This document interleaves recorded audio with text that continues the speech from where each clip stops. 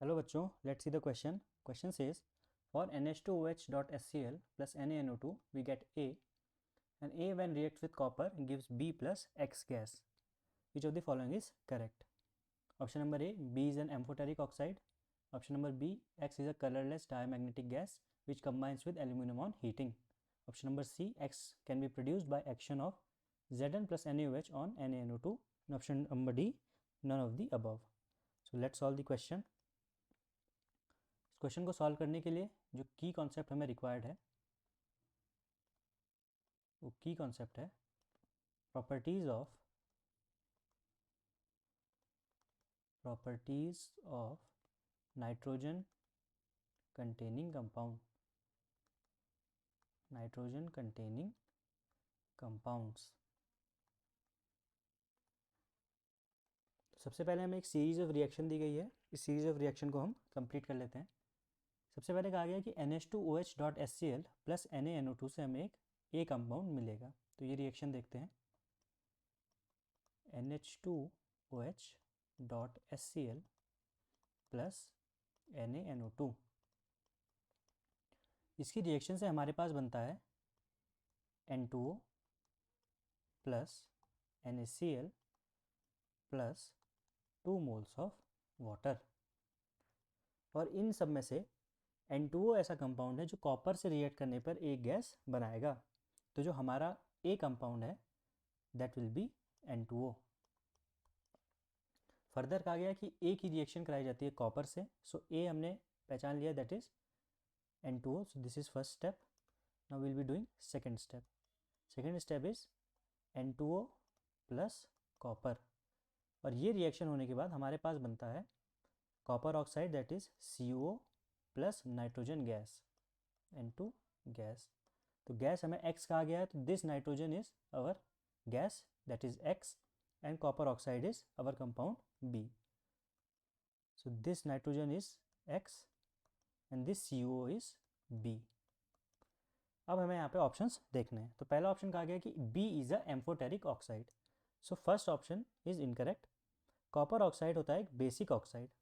क्यों बेसिक होता है? कॉपर ऑक्साइड को जब हम वाटर में डालते हैं तो हमारे पास बनता है copper hydroxide CuOH whole twice. And this CuOH whole twice is slightly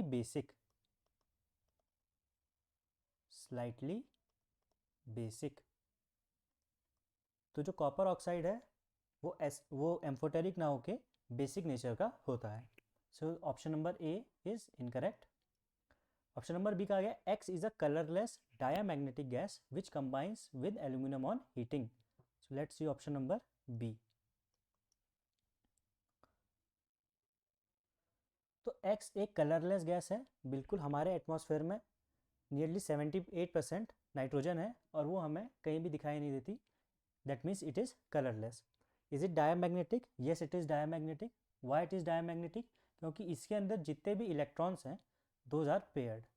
MOT से हम केमिकल बॉन्डिंग में हमने जब MOT पढ़ी थी तब हम वहाँ से इसको कह सकते हैं कि जो नाइट्रोजन होती है that is a diamagnetic gas because all electrons are paired.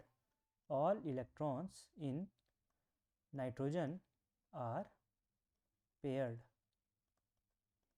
and hence it is diamagnetic.